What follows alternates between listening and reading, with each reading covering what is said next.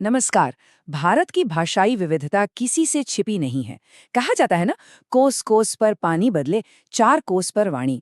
लेकिन एक बहुत ही दिलचस्प सवाल उठता है कि इतनी सारी भाषाओं, खास करके भाषाई अल्पसंख्यकों यानी लिंग्विस्टिक माइनॉरिटीज की आवाज को इस इतने बड़े देश में आखिर सुरक्षित कैसे रखा जाता है।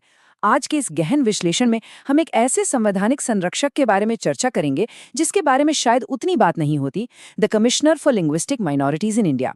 चलिए समझते हैं कि ये संस्था आखिर कैसे अलग अलग आवाजों को दबने से बचाती है और एक मजबूत सुरक्षा कवच प्रदान करती है। इस पूरे विश्लेषण को हम मुख्य रूप से 4 हिस्सों में बांटेंगे। पहला, इसकी संवैधानिक शुरुआत कहाँ से हुई। दूसरा, इस ऑफिस का पूरा स्ट्रक्चर कैसा है। तीसरा, इनका विजन और मिशन क्या है। और चौथा, जमीनी स्तर पर लोगों की शिकायतों का निवारण आखिर होता कैसे है। बिना देरी किए शुरू करते हैं। सबसे पहले आते हैं संवैधानिक उत्पत्ति पर और देखते हैं कि मूल संविधान में जो एक कमी रह गई थी उसे वक्त के साथ कैसे पूरा किया गया। जब मूल संविधान बना था तो सच्चाई ये है कि भाषाई अल्पसंख्यकों के लिए किसी विशेष आयुक्त या स्पेशल ऑफिसर का कोई जिक्र ही नहीं था। लेकिन 1953 से 1955 के दौरान जब स्टेट्स रीऑर्गेनाइजेशन कमीशन ने अपना काम शुरू किया तो भाषाई आधार पर राज्य बनने लगे और तब उन्हें ऐसे एक ऑफिस की सख्त जरूरत महसूस हुई। उन्हीं की सिफारिश का नतीजा था 1956 का 7th कॉन्स्टिट्यूशनल अमेंडमेंट, जिसने संविधान में आर्टिकल 350B को जोड़ा। और फिर ठीक अगले साल यानी 1957 में इस कार्यालय को औपचारिक रूप से स्थापित कर दिया गया। ये पूरा सफर दर्शाता है कि हमारा संविधान वक्त और जरूरत के हिसाब से कितना जीवंत है और खुद को कैसे इवॉल्व करता है। अगर आर्टिकल 350B के मूल शब्दों पर ध्यान दें तो इसमें साफ लिखा है कि स्पेशल ऑफिसर का ये फर्ज होगा कि वो संविधान के तहत भाषाई अल्पसंख्यकों को दिए गए संरक्षण से जुड़े सभी मामलों की गहराई से जांच करें। ये पंक्ति सिर्फ एक लाइन नहीं है, बल्कि इसी कानूनी नींव पर इस पूरे कार्यालय की इमारत खड़ी है। एकदम स्पष्ट और डायरेक्ट कानूनी जिम्मेदारी। लेकिन यहाँ एक बहुत ही दिलचस्प ब्यूरोक्रेटिक पहेली भी आती है। कानूनी जिम्मेदारी तो बिल्कुल तय कर दी गई, पर संविधान इस स्पेशल ऑफिसर की योग्यता, उनका कार्यकाल कितना लंबा होगा, वेतन कितना होगा, सेवा की शर्तें क्या होंगी, या यहाँ तक कि उन्हें हटाने की प्रक्रिया क्या होगी, इन सब बातों पर बिल्कुल मौन है। सोचिए, एक इतनी बड़ी संवैधानिक पोस्ट पर उसकी पूरी एम्प्लॉयमेंट डिटेल्स तय करने की छूट पूरी तरह से सरकार के हाथ में छोड़ दी गई है।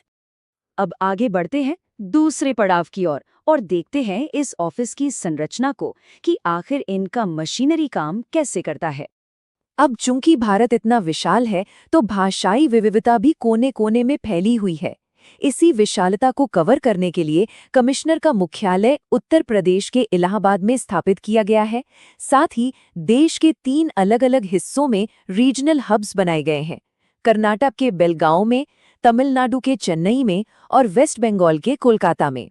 और एक बहुत जरूरी कड़ी होते हैं स्टेट लेवल पर तालमेल बिठाने वाले नोडल ऑफिसर्स। ये भौगोलिक संरचना इसलिए बनाई गई है ताकि देश के किसी भी हिस्से से एक भाषाई अल्पसंख्यक इस संस्था तक बिना किसी परेशानी के आसानी से पहुंच सके। और इनका काम करने और रिपोर्टिंग का तरीका बिल्कुल सटीक और स्टेप बाय स्टेप होता है।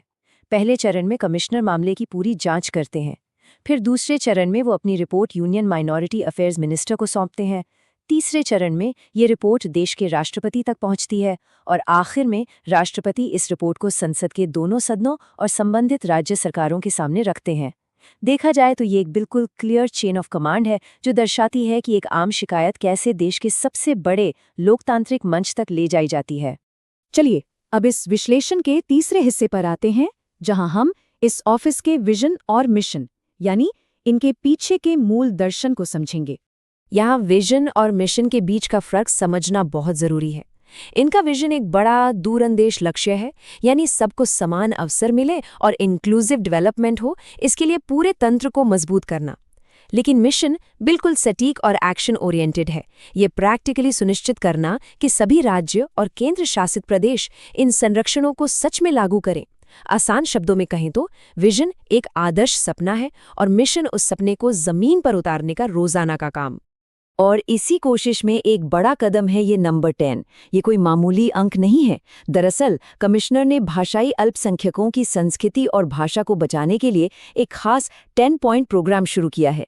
ये साफ दर्शाता है कि ये संस्था किसी पुराने थके हुए धर्रे पर नहीं चल रही, बल्कि बिल्कुल नई ऊर्जा और नए तरीकों के साथ सांस्कृतिक धरोहर को सहेजने की दिशा में जुटी हुई है। अब आते हैं आज के आखिरी और शायद सबसे अहम हिस्से पर, शिकायतों का निवारण, यानी जमीनी स्तर पर एक्चुअल में क्या एक्शन लिया जाता है। क्योंकि यहाँ एक बहुत ही लाजमी सवाल खड़ा होता है, कागजी बातों से हटकर जमीनी स्तर पर आखिर इन शिकायतों को सच में सुलझाया कैसे जाता है। जब किसी समूह को महसूस होता है कि उनके अधिकारों का हनन हो रहा है, तो ये ऑफिस आखिर एक्शन क्या लेता है? देखिए, सबसे पहला काम होता है गहराई से जांच करना। जब भी ऐसी कोई खबर आती है कि संवैधानिक संरक्षण ठीक से लागू नहीं हो रहे, तो उच्चतम स्तर पर उसकी छानबीन होती है। इसके अलावा पूरे देश में क्वेश्चनेयर्स भेजे जाते हैं, दौरे किए जाते हैं और कॉन्फ्रेंसेस तथा सेमिनार्स के जरिए लगातार स्थिति पर नजर रखी जाती है। और सिर्फ मॉनिटरिंग ही नहीं होती, बल्कि जरूरी रेमेडीज भी रेकमेंड की जाती है। ये सच में एक बिल्कुल प्रोएक्टिव और एक्शन ओरिएंटेड अप्रोच है। और इन सभी कार्यों का आधार है इनके कोर ऑब्जेक्टिव्स। ये ध्यान देने वाली बात है कि ये सिर्फ सरकारी फाइल आगे बढ़ाने का काम नहीं है। इसका मूल मकसद है भाषाई अल्पसंख्यकों को नेशनल इंटीग्रेशन यानी राष्ट्रीय एकता के लिए समान अवसर देना। इसमें जागरूकता फैलाना, राज्यों से प्रभावी क्रियान्वयन करवाना और शिकायतों का सीधा और तेजी से निवारण करना शामिल है। ये पूरा मशीनरी सरकारी प्रशासन को सीधे तौर पर राष्ट्रीय एकता के एक ह्यूमन एलिमेंट से जोड़ता है। लेकिन कोई भी कानून या आयुक्त तब तक असरदार नहीं हो सकता जब तक जनता को उसकी जानकारी ही ना हो। और इसीलिए माइनॉरिटी अफेयर्स मिनिस्ट्री लगातार राज्य सरकारों पर इस बात का जोर डालती है कि वो इन संवैधानिक संरक्षणों का व्यापक प्रचार प्रसार करें। आखिर में ये संरक्षण तभी ताकतवर बनेंगे जब जमीन पर खड़े हर एक नागरिक को अपने अधिकारों का ज्ञान होगा और सरकारें इसे पूरी प्राथमिकता देंगी। तो इस पूरे विश्लेषण को समाप्त करते हुए एक सोचने पर मजबूर करने वाला सवाल सामने आता है, क्या ये संवैधानिक सुरक्षा सिर्फ कागजों पर लिखे शब्द बनकर रह जाएंगे, या फिर एक सक्रिय नागरिक और प्रशासनिक तंत्र सच में एक राष्ट्र की इतनी खूबसूरत भाषाई विविधता को हमेशा के लिए सहेज कर रख सकता है? The commission for linguistic minorities इस दिशा में एक बेहद ठोस कदम जरूर है, लेकिन जागरूकता और लगातार कोशिशों का ये सफर अभी बहुत लंबा है। एक बेहद जरूरी विचार के साथ आज के इस विश्लेषण को